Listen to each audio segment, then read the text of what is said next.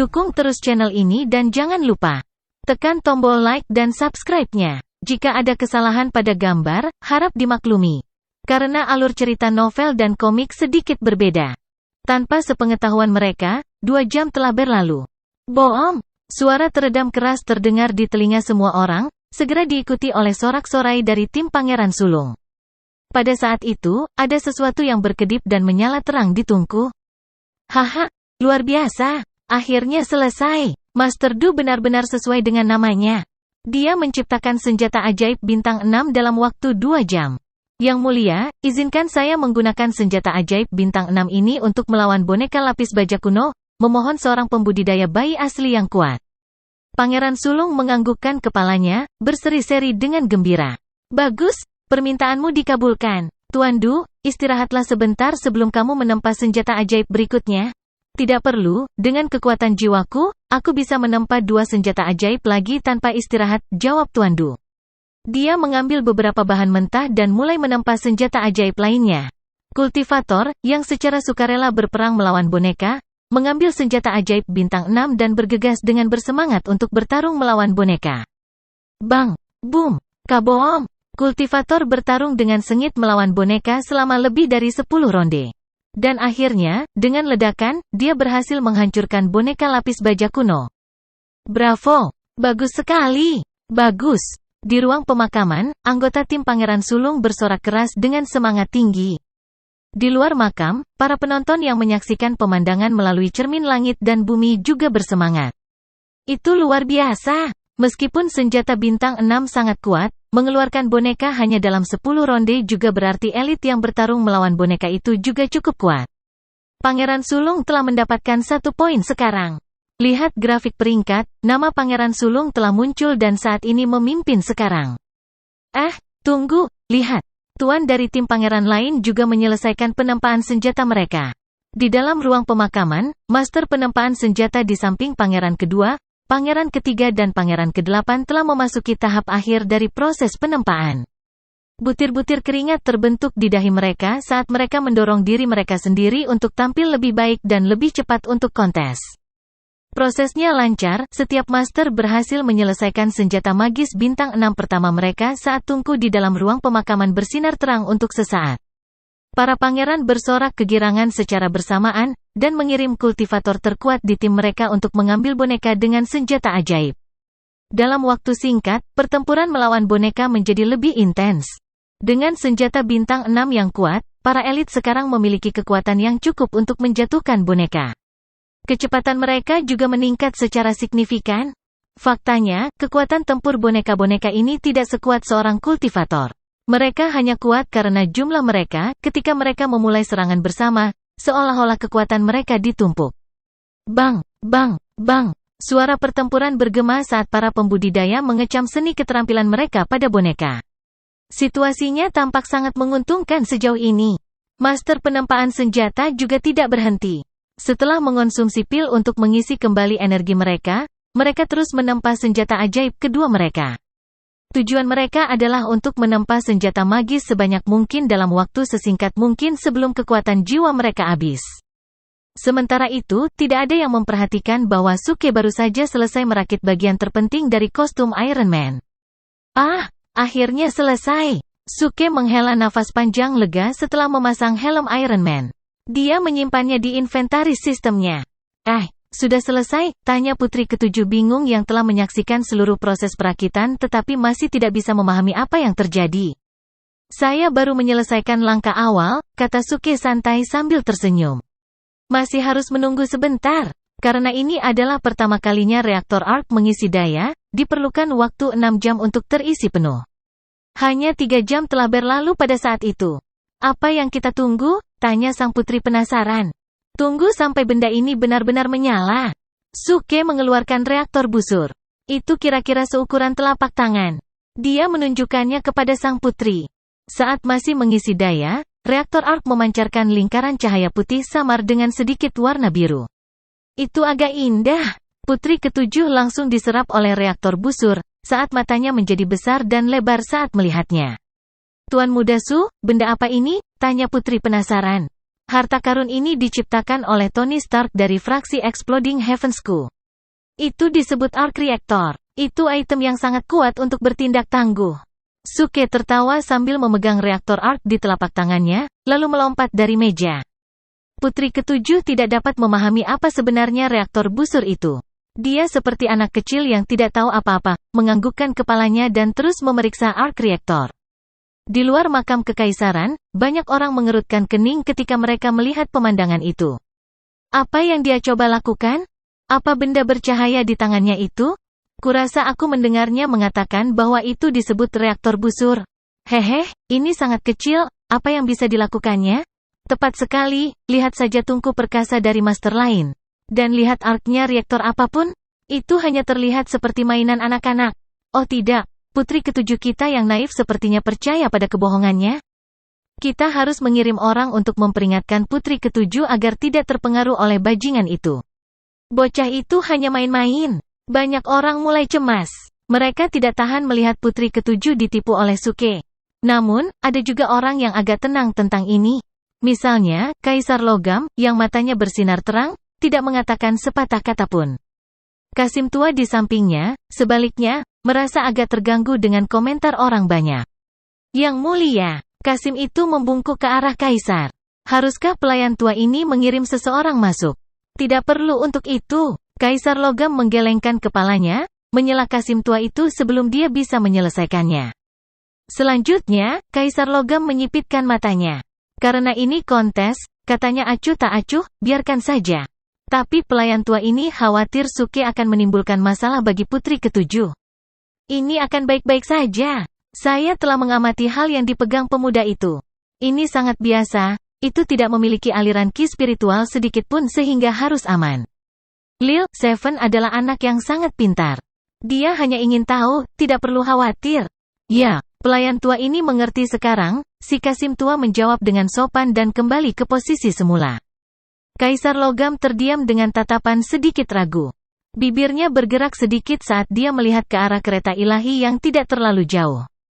Ibu, saya telah mengamati dengan cermat benda yang dipegang pemuda itu, dan tidak menemukan sesuatu yang luar biasa tentangnya. Apakah Anda menemukan sesuatu yang mengkhawatirkan? Kaisar menggunakan kekuatan jiwanya untuk berkomunikasi dengan pikiran janda permaisuri. Aku juga tidak melihat sesuatu yang istimewa, jawabnya acuh tak acuh.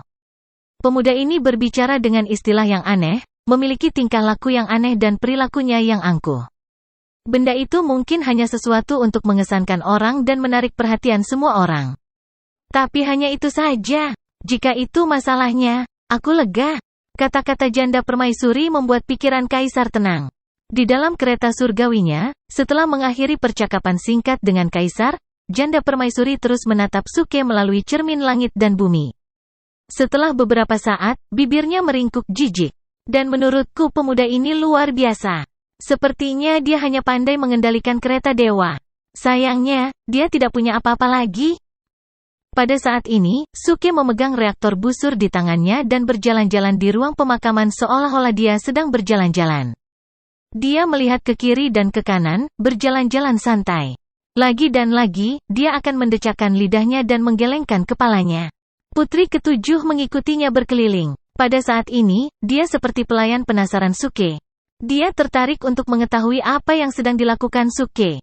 Mungkinkah dia ingin melakukan misi spionase? Atau dia ingin melihat bagaimana ahli penempaan senjata menempa dan menyempurnakan senjata magis mereka? Banyak orang di kerumunan di luar makam kekaisaran tidak senang ketika mereka melihat itu. Tetapi orang-orang di dalam ruang pemakaman tidak peduli atau peduli tentang hal ini. Kebanyakan orang memusatkan perhatian mereka pada pertempuran di garis pertahanan. Para pembudidaya elit yang memegang senjata magis bintang 6 bertarung melawan boneka lapis baja kuno. Sampai sekarang, 5 boneka lapis baja kuno telah terbunuh. Ini dianggap agak mengesankan. Tapi sejauh ini, tim di tempat pertama masih milik Pangeran Sulung. Kultivator elit timnya telah mengeluarkan 2 boneka lapis baja kuno sejauh ini. Tim Pangeran kedua, Pangeran ketiga, dan Pangeran ke-8 masing-masing telah mengeluarkan 1 boneka lapis baja kuno. Suke melirik pertempuran dan menggelengkan kepalanya dengan menyesal. Terlalu lemah, terlalu lemah. Pada tingkat ini, bahkan jika boneka itu berdiri diam untuk Anda hancurkan, Anda tidak akan bisa menyelesaikan membunuh mereka bahkan jika Anda punya waktu 1 bulan untuk melakukannya. Orang-orang yang berdiri di dekat Suke mendengar apa yang dia katakan. Mulut mereka berkedut tak terkendali. Terlalu lemah. Saudara, ini sudah dianggap sangat kuat, oke? Mengapa Anda tidak mencoba mengambil boneka itu? Anda bahkan tidak membantu. Anda hanya memegang benda mengkilap dan berkeliaran di sekitar tempat itu. Namun Anda masih memiliki pipi untuk mengatakan hal-hal seperti itu? Semua orang merasa bahwa Suke seharusnya malu dengan perilakunya. Tetapi karena putri ketujuh dan pangeran ketiga berpihak padanya, yang lain harus menahan ketidaksenangan mereka dan tidak banyak bicara. Namun, Suke benar-benar tidak memiliki hal yang lebih baik untuk dilakukan. Menunggu Arc Reactor untuk mengisi daya cukup membosankan. Apalagi pertarungan melawan Wayang ternyata terlalu membosankan untuk ditonton. Para pembudidaya elit yang seharusnya terlalu lemah di matanya. Tidak ada yang menarik tentang itu. Suke tiba-tiba memikirkan master penempaan senjata yang sibuk menempa senjata magis, dan berbalik untuk melihat mereka. Dia berjalan dengan santai ke sisi Pangeran Sulung, di mana Tuan Du sedang sibuk menempa. Suke berperilaku seperti bos yang meninjau pekerjaan bawahannya. Dia menatap sebentar dan kemudian mulai menggelengkan kepalanya. Iya, metodemu terlalu kasar. Saat ini besi berkualitas tinggi itu masih mengandung banyak kotoran. Kamu belum cukup menghaluskannya sebelum membuangnya ke tungku. Konstruksi. Dan Anda menyebut diri Anda seorang master? Apakah Anda membutuhkan saya untuk membuang beberapa buku teks kimia dan fisika SMA pada Anda sehingga Anda dapat mempelajari ini? Anda. Tuan Du marah. Matanya tumbuh besar dan lebar dan dia akan menyala setiap saat. Tetapi saat Suke selesai mengkritiknya, dia berbalik ke kanan dan pergi, meninggalkan Tuan Du untuk menatap punggungnya yang mundur. Pangeran Sulung mengerutkan alisnya. Dia awalnya ingin menegur Suke juga. Namun, sejak dia pergi, keduanya tidak mengatakan apa-apa lagi. Suke terus berjalan dan datang ke area Pangeran ke-8. Matanya tertuju pada Guru Lin. Dan benar saja, setelah menatapnya beberapa saat, dia mulai menggelengkan kepalanya. Ceka, ini lebih buruk lagi. Urutan yang kamu gunakan untuk memurnikan material salah. Ini akan menyebabkan material kehilangan panas dan pada gilirannya mempengaruhi ketangguhan senjata sihir. Kamu terlalu ceroboh. Dunia telah berubah. Lihatlah kemerosotan moral masyarakat. Ini menyedihkan. Anda, Master Lin sangat marah dan akan mulai mengutuk. Tapi Suke berbalik lagi, membuat Tuan Lin tidak bisa marah padanya. Orang-orang lain yang hadir yang telah mendengar kritik Suke kehilangan kata-kata. Apa yang Anda maksud dengan menyebabkan bahan kehilangan panas? Dari mana semua istilah tidak konvensional ini berasal? Kami belum pernah mendengar mereka sebelumnya. Apa yang Anda coba lakukan? Mengatakan hal-hal seperti, dunia telah berubah, lihatlah kemerosotan moral masyarakat. Jika Anda tidak memahami frasa ini, jangan gunakan. Dan Anda berani mengatakan Tuan Lin sembrono dan menyedihkan? Orang yang sembrono dan menyedihkan adalah kamu, oke? Para master melakukan yang terbaik untuk menempa senjata magis, sedangkan Anda berkeliaran tanpa hal yang lebih baik untuk dilakukan. Namun Anda memiliki pipi untuk mengkritik mereka? Sial, jika bukan demi putri ketujuh, kami pasti sudah menghajarmu sekarang. Semua orang marah pada Suke, tetapi mereka semua menahan amarah mereka karena mereka tidak ingin berbicara dengannya. Namun, Suke tidak berniat berhenti. Dia berjalan ke tim Pangeran kedua. Pangeran kedua tahu betul apa yang diinginkan Suke. Dia segera melangkah maju dan menatap Suke. Tetapi sebelum Pangeran kedua bisa mengatakan sepatah kata pun, Suke berkata, sampah, di wajahnya dan berjalan pergi. Pangeran kedua dan Tuan Pang sangat marah sehingga mereka hampir memuntahkan seteguk darah. F*CK, Anda bahkan tidak melihatnya dan Anda mengatakan, sampah. Apakah Anda meminta masalah? Ini harus disengaja. Dia ingin mengganggu kondisi pikiran master dan mempengaruhi kecepatan menempa mereka. Sekarang, Suke yang menganggur akhirnya berjalan kembali ke tim Pangeran ketiga. Pangeran ketiga merasa bahwa karena Suke adalah bagian dari tim, dia tidak akan mengkritiknya. Tetapi ketika Suke melirik Zhou Linfeng, meskipun dia tidak mengatakan sepatah kata pun, dia memasang ekspresi putus asa, seolah-olah Tuan Zhou tidak dapat memenuhi harapannya. Akhirnya, Suke menggelengkan kepalanya dengan jijik dan pergi. Tuan Zhou tidak tahan dan mulai mengeluh kepada Pangeran ketiga. Yang mulia, lihat sikapnya. Jangan hentikan aku harus menghajarnya. Tidak. Jangan marah, Tuan Zhou. Pahlawan muda Su tidak berarti apa-apa. Pangeran ketiga buru-buru menenangkan Tuan Zhou, merasa cemas. Putri ketujuh mengikuti Suke dengan senyum pahit. Dia menyarankan, Tuan muda Su, mengapa tidak mencari tempat duduk? Tidak bisa, duduk terlalu lama berbahaya bagi kesehatan kita. Ada tim lain yang juga menempa senjata sihir. Mari kita lihat, Suke berkata dengan penuh minat. Putri ketujuh langsung tertekan. Tolong jangan, Tuan muda Su, mengapa kita tidak melihat boneka lapis baja kuno? Yah, lebih baik kita mencari tempat duduk kalau begitu. Di luar makam kekaisaran, kerumunan itu terdiam ketika mereka melihat semua yang dilakukan Suke melalui cermin langit dan bumi. Orang ini jelas main-main. Tidak hanya dia tidak repot-repot membantu bertahan melawan boneka lapis baja kuno, tetapi dia bahkan berkeliling dan mengomentari pekerjaan master penempaan senjata. Dan mengatakan bahwa mereka menyedihkan. Ini benar-benar menyebalkan. Kerumunan bahkan merasa bahwa mereka ingin bergegas untuk memukuli Suke. Orang ini sampah. Tapi segera, orang banyak mulai berseru. Lihat, senjata magis kedua Master Du akan segera selesai. Dia sangat cepat. Mereka masuk dalam waktu kurang dari 6 jam dan senjata ajaib kedua mereka akan segera selesai. Bab ini diperbarui oleh FREEBNVEL, CM. Sepertinya Pangeran Sulung akan mengamankan tempat pertama di babak ini? Belum tentu. Lihat pangeran lain, kecepatan tuan mereka meningkat.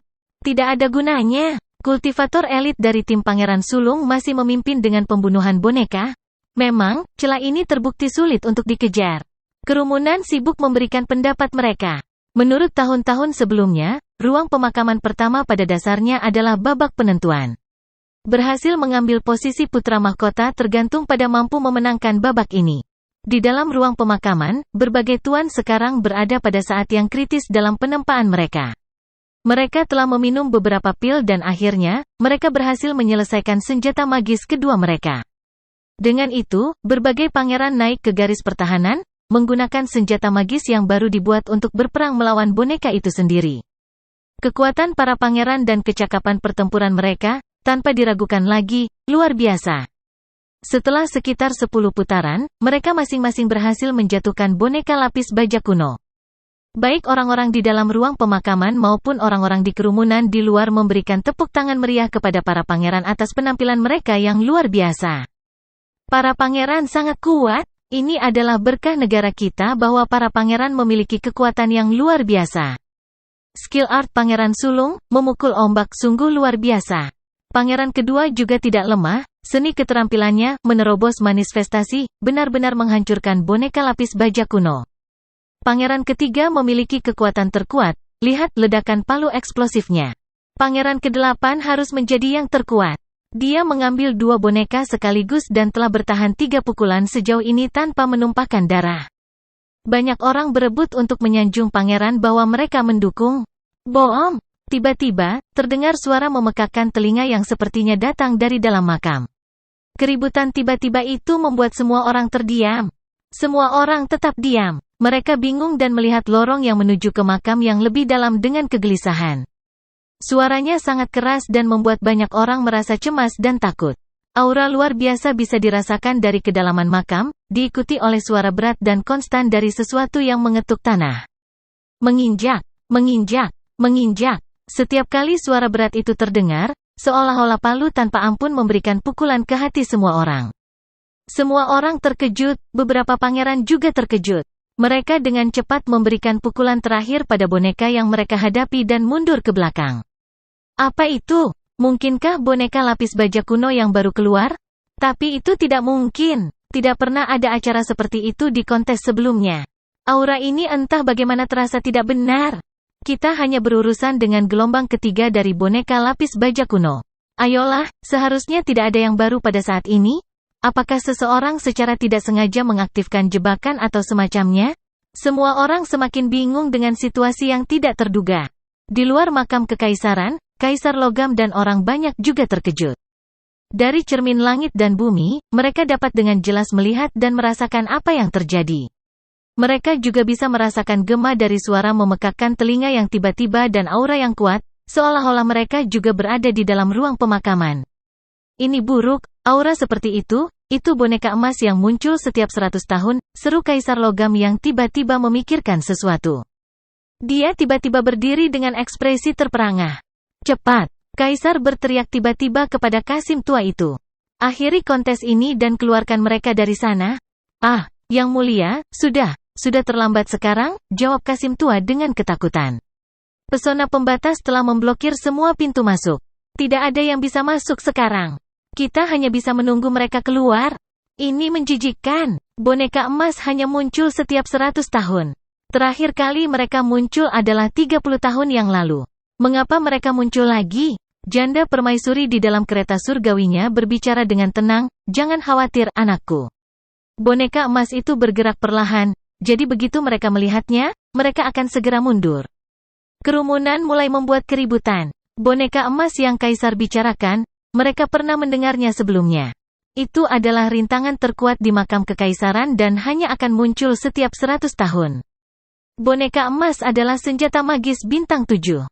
Ada lebih dari 100 dari mereka dan mereka sangat kokoh. Mereka setara dengan pembudidaya tahap transformasi bayi. Para pembudidaya di dalam ruang pemakaman semuanya berada di tahap bayi asli. Bahkan jika mereka memiliki senjata magis bintang 6, mereka tidak akan memiliki kesempatan melawan boneka emas. Ini buruk. Bagaimana ini bisa terjadi? Mungkin sesuatu telah terjadi pada pesona restriktif dan melepaskan boneka emas. Sepertinya kontes tahun ini akan berakhir di sini. Kontes dulu berlangsung selama beberapa hari selama tahun-tahun sebelumnya. Sepertinya kontes tahun ini bahkan tidak akan berlangsung selama sehari. Kami memiliki kontestan yang lebih kuat tahun ini, dan saya pikir mereka akan melanjutkan ke babak berikutnya. Sepertinya harapan kami telah pupus. Vena Naga terlalu dilindungi. Nenek moyang keluarga kerajaan negara logam benar-benar kuat. Kerumunan di luar makam kekaisaran menggelengkan kepala. Di dalam ruang pemakaman, kelompok itu tidak menduga bahwa keributan itu disebabkan oleh boneka emas. Mereka menatap terowongan dengan waspada saat mereka terus melawan boneka lapis baja kuno. Beberapa saat kemudian, mereka melihat beberapa sinar keemasan datang dari terowongan.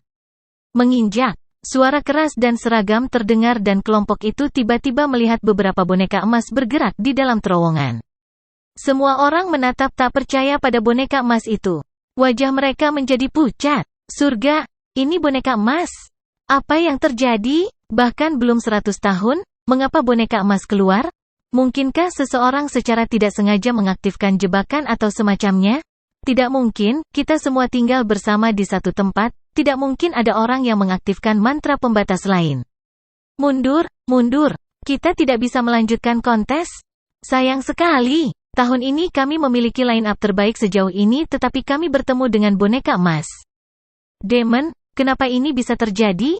Aku bahkan belum bertarung dengan boneka untuk pangeran sulung. Aku juga belum bertarung dengan boneka untuk pangeran kedua. Banyak dari mereka yang pahit tentang situasi saat ini. Selain tidak bisa tampil, alasan utama lainnya adalah mereka berharap bisa lolos ke babak selanjutnya. Namun, harapan mereka kini telah pupus oleh kemunculan boneka emas yang tak terduga. Lupakan saja, ayo mundur. Hanya itu yang bisa kita lakukan sekarang, mengumumkan pangeran sulung.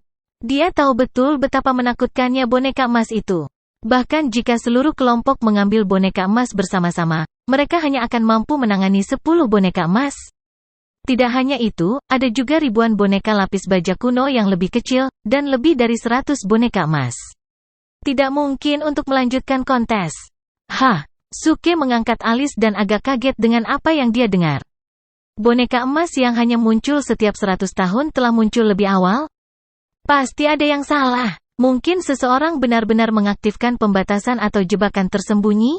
Suke sedang merenungkan masalah ini dan tiba-tiba dia memikirkan sesuatu. Tidak, mungkinkah ini diaktifkan oleh anjing sialan itu? Suke akhirnya memikirkan Bootfest. Dia belum melihat Bootfest sejak dia mulai berpartisipasi dalam kontes. Dengan temperamen anjing itu, mustahil baginya untuk tidak muncul. Selain itu, Suke tahu bahwa Bootfest sebelumnya telah menggali lubang, tetapi telah diubah menjadi barak untuk para penjaga. Sekarang dia memikirkannya, Bootfest pasti telah memasuki makam kekaisaran di depannya. Dan boneka emas ini mungkin telah diaktifkan oleh Bootfest, yang mungkin ceroboh saat menjelajahi area tersebut. Tuan Muda Su, keadaan terlihat buruk. Sekarang setelah boneka emas muncul, kita harus meninggalkan tempat ini. Putri ketujuh buru-buru memberitahu Suke saat dia menyelinap melewati kerumunan yang cemas untuk mendekatinya. Master Zou telah menghentikan penempaan senjatanya juga. Pangeran ketiga dan anggota tim lainnya sekarang siap untuk mundur. Namun, Suke berteriak kepada semua orang, melambaikan tangannya, tenang, semuanya. Bukankah kalian semua bangsawan dan elit negara logam? Semakin banyak alasan mengapa kita harus tenang dalam situasi seperti itu, kan? Seperti semua orang di sini mewakili masa depan bangsa logam, kamu harus percaya pada dirimu sendiri. Mengerti? Lebih percaya diri, ya. Jadilah seperti saya, jaga punggung tetap lurus, julurkan dada, rapikan rambut dan hadapi bahaya dengan berani. Semua orang terkejut dan berhenti di jalur mereka. Mereka memandang Suke dengan heran. Selanjutnya, apa yang perlu ditakuti? Suke melanjutkan pidatonya dengan aura yang mendominasi. Itu hanya boneka emas. Hanya karena mereka terlihat lebih bagus dan mereka pikir mereka sangat kuat? Hahaha, mereka hanya sampah bagiku. Minggir, mundur, aku akan mengambilnya. Dengan itu, dia mengambil langkah besar ke depan. Kepercayaan diri, tonjolkan dadamu, rapikan rambutmu, boneka emas adalah sampah. Biarkan Anda menghadapinya. Semua orang di sana tercengang melampaui kata-kata. Boneka emas di kejauhan sepenuhnya diaktifkan sekarang. Satu persatu, mereka mulai memancarkan aura kuat yang tidak akan pernah bisa dipegang oleh boneka biasa.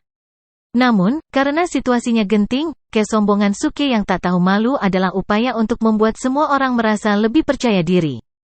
Namun, menurut pendapat semua orang, dia benar-benar membual dan tidak cocok dengan mereka. Ya ampun, orang ini gila? Apakah dia tahu betapa mengerikannya boneka emas itu? Bagaimana dia bisa berani menyombongkan diri seperti ini? Serangan boneka emas sebanding dengan serangan pembudidaya di tahap transformasi bayi. Selain itu, tidak mungkin kita bisa mengalahkan mereka dengan seni keterampilan kita. Bagaimana kita akan melawan mereka? Tepat, jika kita memiliki senjata ajaib bintang 8, mungkin kita bisa mengeluarkan 4-5 boneka emas, tapi hanya itu yang bisa kita tangani. Jika kita memiliki kekuatan yang tidak ada habisnya dan menggunakan kekerasan untuk mengalahkan mereka, kita mungkin bisa berhasil. Sayangnya kebanyakan pembudidaya saat ini mengejar seni keterampilan. Tidak banyak orang yang berkultivasi untuk memperkuat tubuh mereka. Dulu, hanya satu boneka emas yang diaktifkan secara sembarangan masih menyebabkan kerugian besar. Dan kali ini, ada begitu banyak boneka emas yang telah diaktifkan, sebaiknya kita suruh mereka mundur. Di luar makam kekaisaran, kerumunan menggelengkan kepala dan berbicara tentang perilaku Suke. Kaisar logam mengerutkan alisnya juga. Dia tampak agak tidak senang dengan tindakan Suke. Pada saat ini, semua orang di dalam harus mundur secepat mungkin untuk mengurangi jumlah korban. Tapi orang ini sebenarnya mendorong semua orang untuk tetap tinggal, memberitahu mereka untuk percaya diri dan mengatakan bahwa dia akan bertarung melawan boneka. Ini sama saja dengan mencoba membunuh diri sendiri.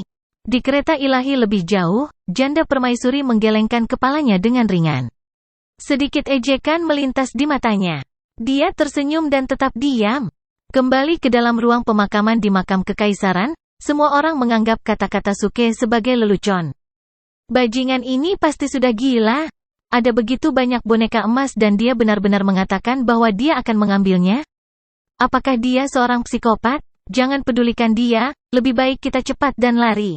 Semua orang mulai mundur setelah mengabaikan kata-kata Suke sebagai lelucon. Ini adalah anak bodoh yang ingin menjadi pusat perhatian dan menggunakan taktik mencoloknya. Master Zou, yang sangat tidak senang dengan Suke, mengejeknya karena ini adalah kesempatan yang baik untuk melakukannya. Pangeran ketiga dan putri ketujuh juga tampak sedikit kesal. Mereka tampak muram dan mulut mereka sedikit berkedut. Mereka telah mencoba untuk menutup mata ketika Suke telah keluar dari barisan di masa lalu. Tapi kali ini, mereka menemukan kata-katanya tidak dapat diterima. Ada begitu banyak boneka emas yang maju perlahan. Serangan mereka berada pada level pembudidaya di tahap transformasi bayi. Bagaimana dia bisa mengalahkan boneka? Bahkan jika Anda ingin menyombongkan diri, Anda tidak boleh membual seperti itu. Mereka mengira bahwa mungkin Suke tidak mengetahui kehebatan boneka emas yang sebenarnya. Itu bisa menjelaskan mengapa dia masih bertindak begitu berani. Tuan Muda Su, sebaiknya kita pergi sekarang. Boneka emas ini bukanlah sesuatu yang bisa kita tangani sekarang. Ya, Pahlawan muda Su, kita bisa datang lagi tahun depan. Tidak perlu terburu-buru. Putri ketujuh dan para pangeran mencoba membujuk Suke untuk pergi karena takut dia akan mengacaukan dan membuang nyawanya sendiri. Namun demikian, Suke hanya melambaikan tangannya dengan acuh tak acuh. Dia tenang dan tenang. Dengan mengibaskan rambutnya, dia tersenyum. Tidak peduli seberapa kuat boneka emas itu, mereka tetap diciptakan oleh kita, manusia. Manusia adalah penguasa nasibnya sendiri. Sekarang kamu hanya takut pada sekelompok boneka? Oke. Takut. Tapi aku tidak. Fraksi Exploding Heavens tidak takut apa-apa. Lihat bagaimana aku menghancurkan mereka. Iron Man, pakailah. Ledakan. Dengan lambaian tangannya, energi yang menakutkan dan intens terpancar dari tubuh Suke. Berkomunikasi dengan sistem, dia mengaktifkan semua bagian Iron Man secara bersamaan. Astaga. Dalam sekejap, semua bagian muncul. Seolah-olah mereka memiliki sensor otomatis, mereka terbang langsung ke arah Suke. Dentang. Sepotong demi sepotong, bagian logam dengan cepat berkumpul di tubuh Suke. Setiap bagian cocok bersama secara mekanis. Apa yang terjadi? Bahan logam ini tidak memiliki ki spiritual sedikit pun. Bagaimana dia melakukannya? Bagaimana bagian-bagiannya cocok satu sama lain secara otomatis dan begitu sempurna? Ini benar-benar mustahil. Tuan Zhou, yang telah mengejek Suke sebelumnya, sekarang benar-benar tercengang oleh pemandangan di depannya. Tuan Zhou, apa itu? Sekte mana yang memiliki teknik penempaan senjata yang begitu terampil? Lihat cara bagian-bagian logam disatukan, itu sangat alami. Bahkan selama proses perakitan, api tidak diperlukan. Master penempaan senjata lain yang berhubungan baik dengan Master Zhou sangat terkejut sehingga rahangnya terbuka lebar. Bagaimana saya tahu? Jika ini benar-benar metode penempaan senjata. Saya khawatir ini adalah metode penempaan senjata terbaik di dunia. Setelah Guru Zhou mengatakan itu, dia duduk di tanah, linglung dan sepertinya kehabisan energi. Bagian-bagian logam yang perlahan-lahan berkumpul di tubuh Suke berkumpul untuk membentuk baju zirah. Saat Guru Zhou menyaksikan, harga dirinya pada kemampuannya sendiri sedang dihancurkan secara menyeluruh. Bahkan tanpa mempertimbangkan kekuatan armor, fakta bahwa mereka bisa berkumpul secara otomatis sudah luar biasa. Master Zhou tahu bahwa tidak mungkin dia bisa mengejar teknik penempaan seperti itu. Dalam waktu singkat, Suke seluruhnya tertutup bagian logam. Garis-garis anggun dari baju besi, cat merah dan emas cerah, itu benar-benar Iron Man. Pada saat itu, semuanya sunyi. Orang-orang di dalam ruang pemakaman dan di luar makam kekaisaran bereaksi dengan cara yang sama, mata mereka terbuka lebar karena tidak percaya dan takjub. Tidak ada yang mengira bahwa potongan logam kecil dapat digabungkan untuk membentuk baju zirah gagah yang menutupi seluruh tubuh. Jika dibandingkan dengan boneka di makam kekaisaran, baju besi Suke menang telak dalam hal penampilan. Itu termasuk dalam kategori super kuat. Kombinasi warna emas dan merah membuat semua orang terpesona. Dan benda bercahaya yang dipegang Suke selama ini sekarang ditempatkan di dalam peti. Itu bersinar terang dan energi aneh sepertinya memancar darinya, membuat orang merasa waspada dan takut. Ada apa ini? Ini luar biasa. Saya pikir dia hanya bermain-main sebelumnya. Saya tidak berpikir bahwa dia benar-benar bisa membuat senjata ajaib. Tapi sepertinya tidak benar. Ini tidak terasa seperti senjata ajaib karena tidak ada ki spiritual yang memancar darinya. Tetapi sebaliknya, kekuatan energi yang aneh. Yah, bahannya tidak bisa dihancurkan, kata Guru Zhou dengan percaya diri. Jika aku bertarung melawannya, aku masih memiliki keyakinan pada kemampuanku untuk menghancurkannya dalam satu pukulan. Dentang, pada saat ini, suara logam lain terdengar saat bagian terakhir dari helm Iron Man diklik pada tempatnya. Setelah dua mata logam menyala, transformasi selesai. Pada saat yang sama, pemberitahuan sistem mulai berdering di kepala Suke. Ding! Selamat menjadi tuan rumah, Suke, karena berhasil bertindak tangguh. Hadiahnya adalah 280 poin bertindak tangguh. Ding! Selamat menjadi tuan rumah, Suke, karena berhasil bertindak tangguh. Hadiahnya adalah 310 poin bertindak tangguh. Ding! Tuan rumah sekarang mengenakan setelan Iron Man. Setelan ini memiliki 20 gaya Iron Man yang berbeda. Dan tuan rumah bebas untuk beralih di antara masing-masing gaya.